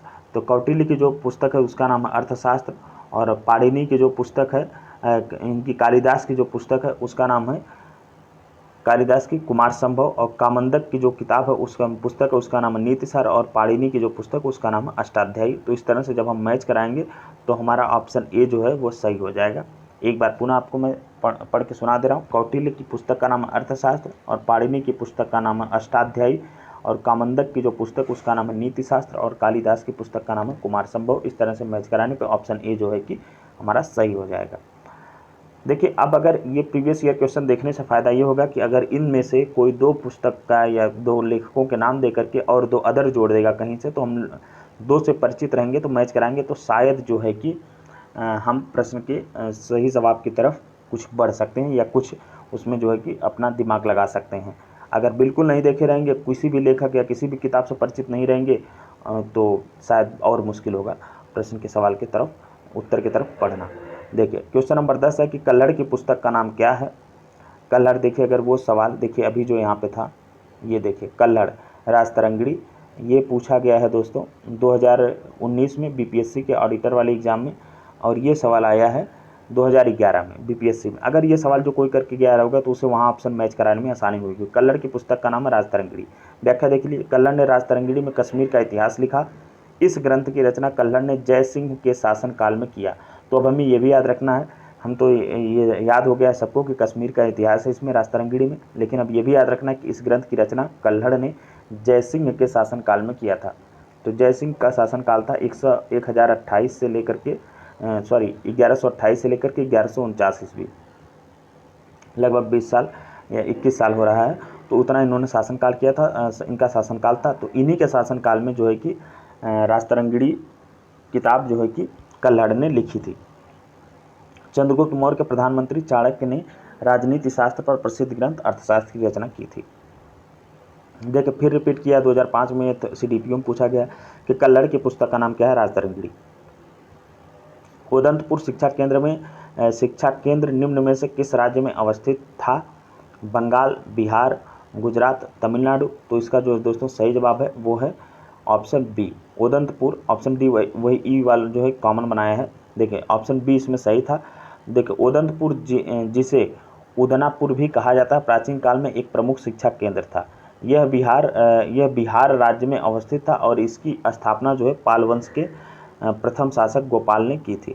तो यहाँ पे सवाल बना है कि उदंतपुर शिक्षा केंद्र निम्नलिखित में से किस राज्य में स्थित था? तो बिहार में यह स्थित था।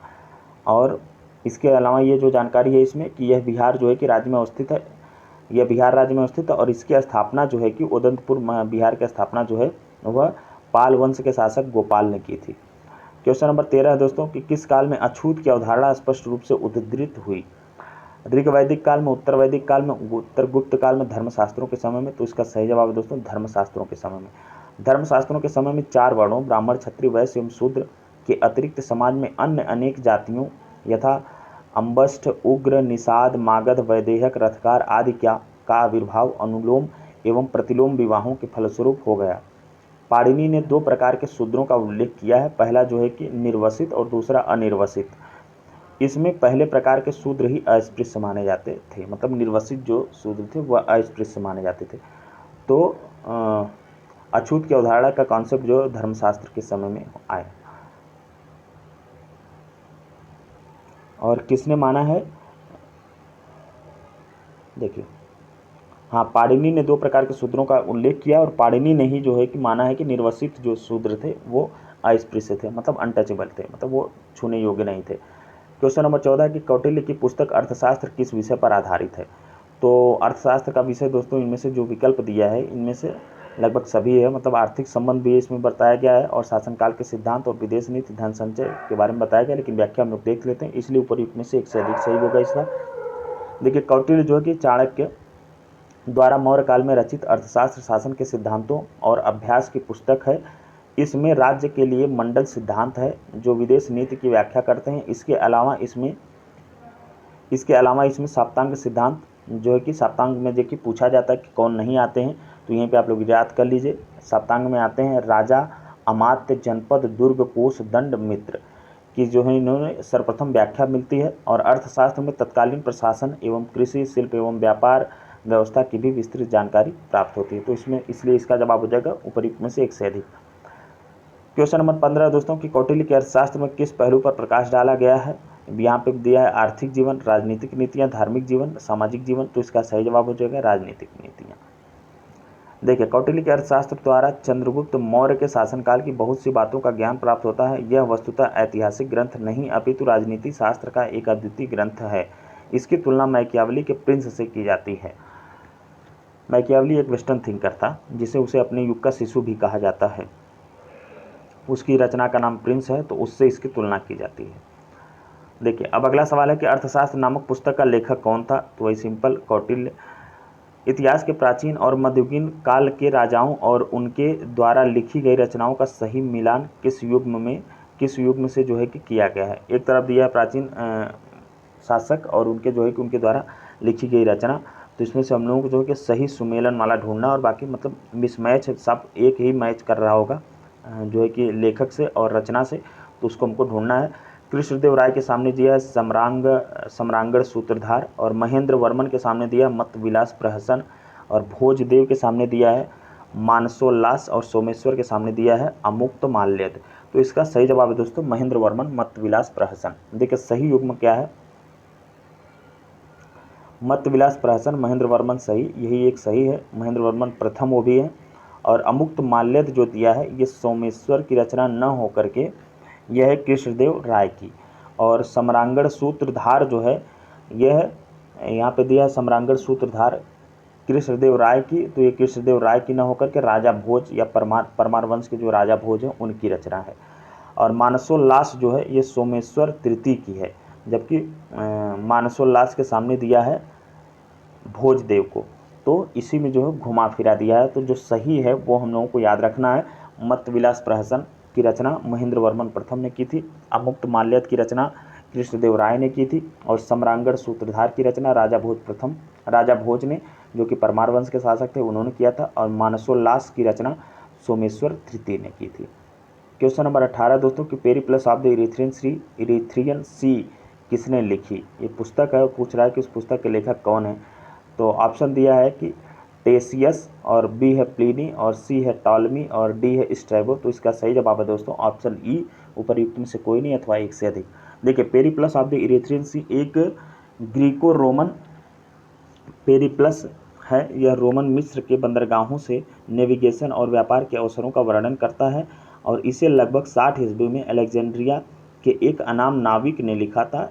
इसने भारत से आयात तथा निर्यात की जाने वाली वस्तुओं का उल्लेख किया। तो इनमें से दिए हुए किसी भी लेखक ने उसे नहीं लिखा है, बल्कि पेरिप्लस ऑफ द इरेथ्रियन सी की रचना एक जो है कि अनाम नाविक था अलेक्जेंड्रिया के, एक अनाम नाविक ने, मतलब उसका नाम नहीं पता चला है, वो एक नाविक था, उसने लिखा है। ये पूछा जा सकता है कि इस किताब में किस चीज़ का वर्णन है, तो यह रोमन मिस्र के बंदरगाहों से नेविगेशन और व्यापार के अवसरों का वर्णन इसमें जो है कि करता है और 60 ईस्वी के इर्द गिर्द इसकी रचना हुई थी। अब क्वेश्चन नंबर 19 है दोस्तों कि इनमें से किसने पहली बार यह व्याख्या की थी कि पृथ्वी की अपनी धुरी पर घूमने के कारण प्रतिदिन सूर्योदय एवं सूर्यास्त होता है। ऑप्शन है आर्यभट्ट, भास्कर, ब्रह्मगुप्त, वराहमिहिर। तो इसका सही जवाब है आर्यभट्ट।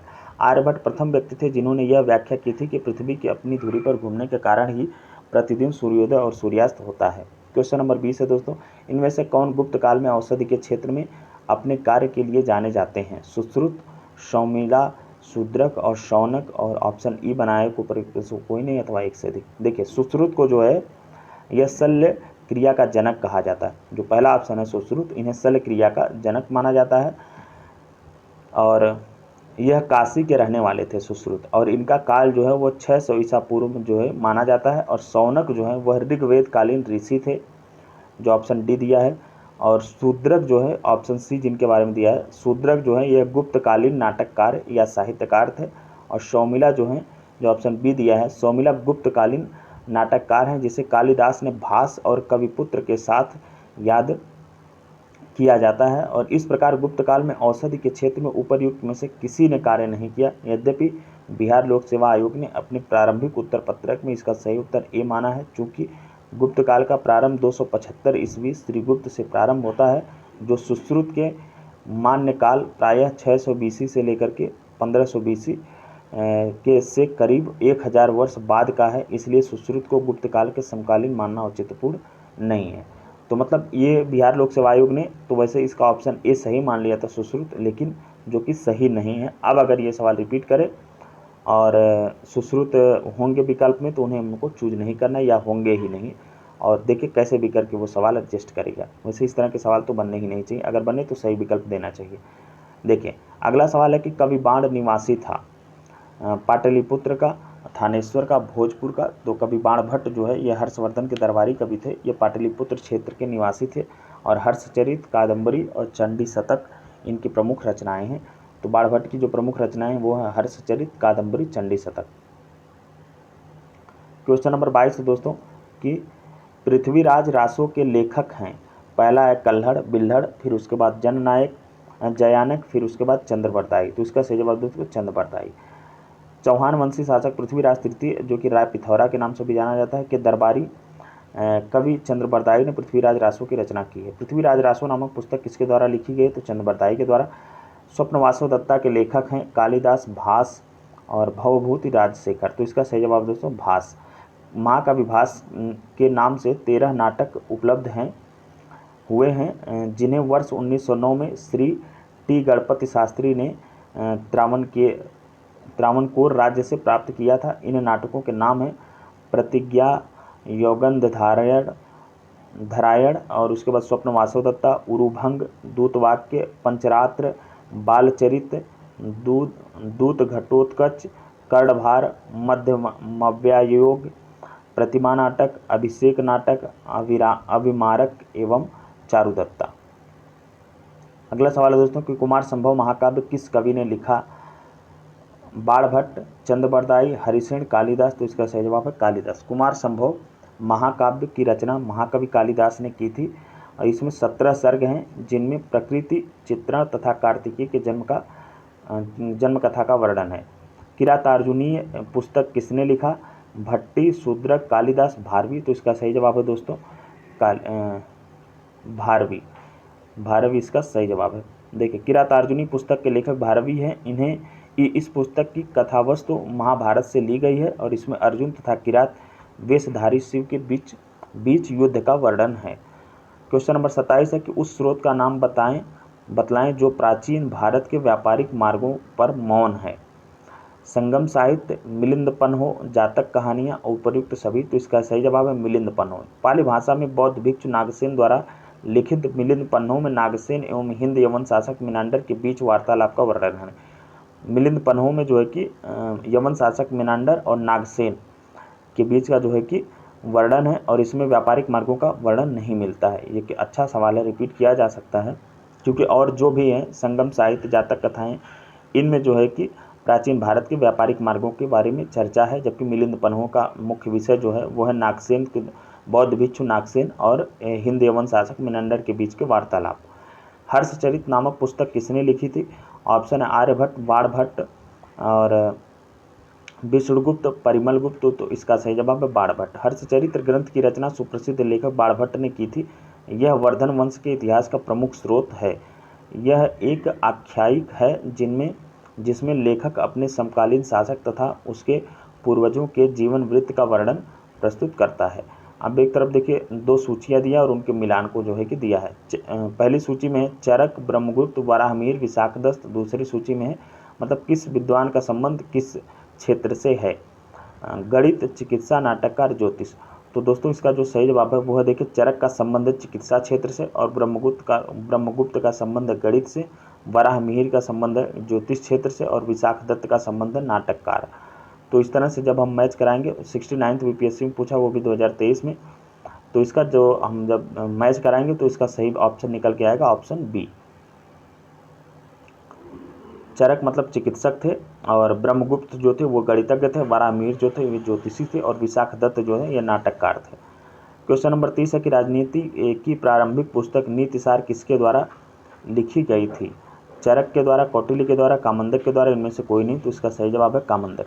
कामंदक द्वारा रचित नीतिशास्त्र जो कि 1192 छंदों श्लोकों का एक महत्वपूर्ण संग्रह है, जो 34 खंडों मतलब प्रकरणों के 20 अध्यायों या सर्गों में समूहीकृत है। इसमें अधिगम के पारंपरिक शाखाएं हैं, राज्य, इसके घटक और संरक्षण, अंतर्राज्यीय संबंधों पर मंडल सिद्धांत, विभिन्न प्रकार की नीतियां, युद्ध और शांति, कूटनीति और बुद्धिमत्ता, सैन्य संगठन और किन दोषों से बचना चाहिए, ये सब इसका जो है कि इसमें बताया गया है। और परिशिष्ट तुलना के लिए कौटिल्य के अर्थशास्त्र और कामंदक के नीतिशास्त्र की सामग्री को सूचीबद्ध करता है।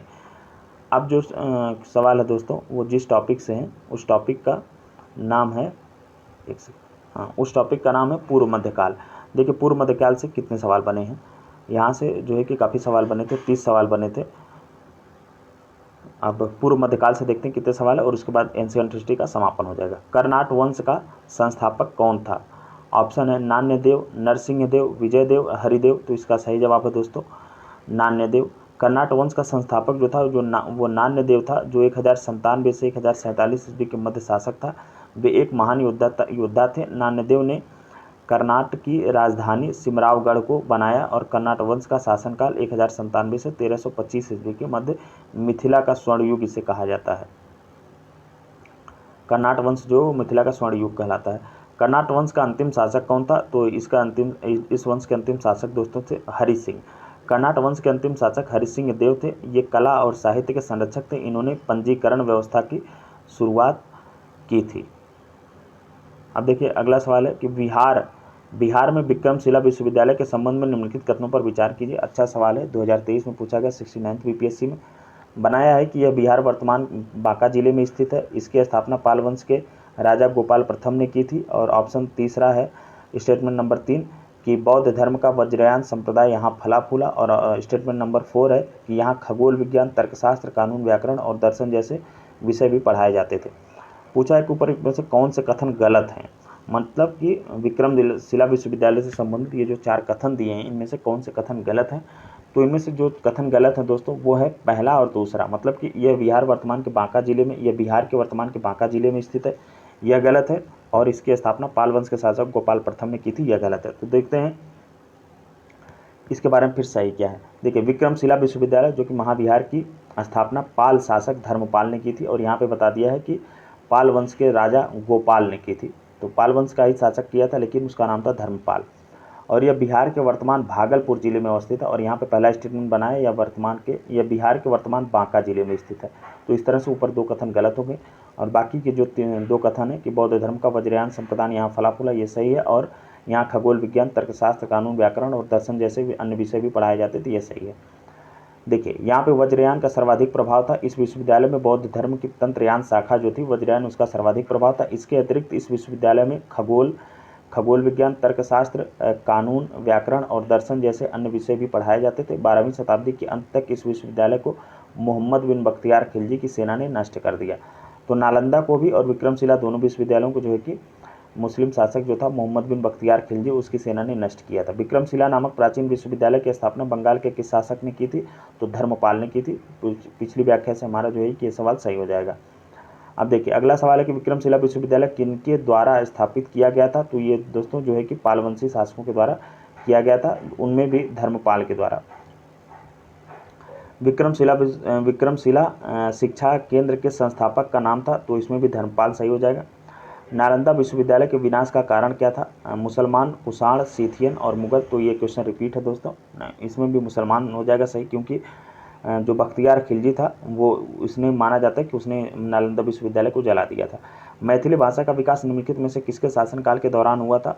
ऑप्शन है कि पिथिपति, चेरो राजवंश और ओइनिवार राजवंश और कर्नाट राजवंश। तो इसका सही जवाब है दोस्तों कर्नाट राजवंश। मैथिली भाषा का विकास कर्नाट राजवंश जो कि 11वीं शताब्दी में था के शासनकाल में हुई थी। कर्नाट वंश का संस्थापक नान्य देव था। क्वेश्चन नंबर 9 है कि ताम्रपत्र लेख दर्शाते हैं कि प्राचीन काल में बिहार के राजाओं का संपर्क था। तो जावा सुमात्रा से था दोस्तों, ये भी क्वेश्चन रिपीट है। देखिए शैलेंद्र वंशी शासक जो था बालपुत्र देव ने अनुरोध किया था कि नालंदा में एक बौद्ध विहार उसे बनवाने के लिए 5 गाँव दान में दिए जाए। तो इसका जो है कि ये इस तरह से ऑप्शन सही हो जाएगा। देखिए क्वेश्चन नंबर 10 है कि सुवर्ण भूमि का वह राजा कौन था जिसने नालंदा में एक बौद्ध विहार स्थापना? ये भी क्वेश्चन देखिए रिपीटेड है दोस्तों। इसका सही जवाब वही हो जाएगा कि बालपुत्र देव जो कि जावा सुमात्रा से का शासक था। पृथ्वीराज रासो के लेखक कौन है? चंद्रबरदाई हैं, क्योंकि ये चौहान वंशी शासक पृथ्वीराज जो कि राज पिथौरा के राज दरबारी थे और चंद्रबरदाई ने पृथ्वीराज रासो की रचना की। इसमें चौहान वंश को अग्निकुंड से उत्पन्न बताया है। उदंतपुर शिक्षा केंद्र निम्नलिखित में से किस राज्य में अवस्थित था? बंगाल, बिहार। तो इसका सही जवाब है दोस्तों बिहार। उदंतपुर जिसे उदनापुर भी कहा जाता है प्राचीन काल में एक प्रमुख शिक्षा केंद्र था। यह बिहार राज्य में अवस्थित था और इसकी स्थापना जो है कि पाल वंश के प्रथम शासक गोपाल ने की थी। हाँ अगला सवाल है दोस्तों और एंशिएंट हिस्ट्री जो कि बीपीएससी के प्रीवियस ईयर क्वेश्चन कलेक्शन का लास्ट क्वेश्चन भी है। इसके बाद आज के सेशन का अंत भी हो जाएगा। कश्मीर का अकबर नाम से प्रसिद्ध सुल्तान था? सुल्तान शमसुद्दीन शाह और सुल्तान कुतुबुद्दीन, सुल्तान सिकंदर, सुल्तान जैनुल आबिदीन। तो इसका सही जवाब है दोस्तों सुल्तान जैनुल आबिदीन। इसकी व्याख्या देखते हैं कि अकबर के समान धर्म सहिष्णु एवं सामाजिक कार्यों के लिए सुल्तान जैनुल आबिदीन को कश्मीर का अकबर कहा जाता है और उसने संस्कृत के अनेक महत्वपूर्ण ग्रंथों का अनुवाद कराया तथा श्री भट्ट और मंसूर बिन अहमद जैसे वैद्यों को संरक्षण प्रदान किया। तो ये कॉमन है, लगभग सभी लोग जान गए हैं कि कश्मीर का अकबर जो है वो जैनुल आबिदीन को कहा जाता है, सुल्तान जैनुल आबिदीन को। और क्यों कहा जाता है? क्योंकि इसके धर्म के प्रति यह सहिष्णु था, इस वजह से, और अकबर का भी यही रवैया था, तो इसीलिए इसे कश्मीर का अकबर कहा जाता है। अब देखिए ये बन सकता है कि इसने जो है कि 2 वैद्यों को अपने शासन में जो है कि अपने समय में संरक्षण दिया था अपने साम्राज्य में। उन वैद्यों का नाम है श्री भट्ट और मंसूर बिन अहमद।